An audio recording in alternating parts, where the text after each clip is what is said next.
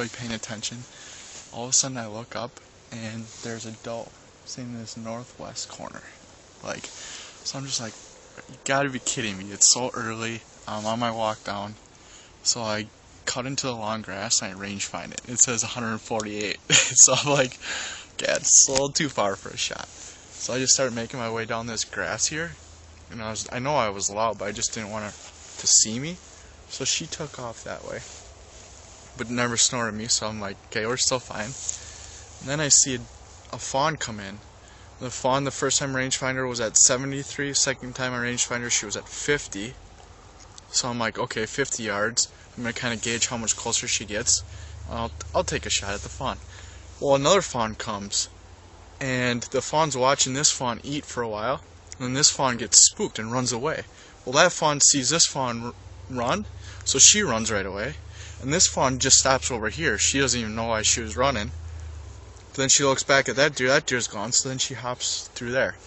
So I'm like, fucking A, that's 3 deer already. How many more can be out here? So then I'm waiting a little longer, and I see this tiny fawn, like the size of Mishu, come out. Like something that's definitely gonna die this winter. And it's just tiny.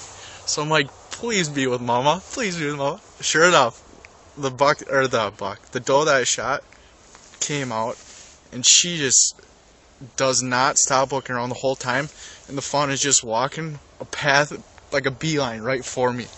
So I'm like, what the fuck am I gonna do when this fawn runs into me? Like, of course it's gonna snort me. But anyways, her mom gets. I'm rangefinder like this whole time, and luckily I got in a place where I could get through some grass this time. My conserve probably helped, because when I was actually rangefinding her, like the first time I used the rangefinder, I was so shaky that I couldn't even do it. But tonight I was able to pinpoint her. She was at 40, 38, 37. So I knew 30. I used my 40-yard pin, and luckily she came here and she was broadside facing to the north. But there was another deer that came in. So this mom was worried about that deer over there. She was looking over there the whole time. And I was just waiting because I didn't want to shoot from that far away. But once the fawn was walking into me, I just let her rip. And then, yeah, right away she got hit. And she kind of came around and then started running this way. And I saw the side that would have been the come-through side. And there was just a big thing of blood, like probably this big. She got to the pine tree. She's probably 10 yards right of that pine tree, and she just took a digger, and that's about it. Awesome. Yeah, and then as I'm sitting here, So you think she's down right over by that pine right there? I think so, yeah, because I didn't hear her move after that. Right.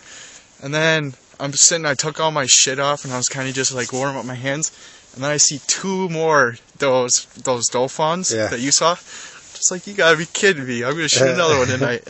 Well, I don't know if it was cars driving by and they didn't even get... A little spooked? Yeah, knew something was going on. Because I had to pick up my bow, knock an arrow, put my release on.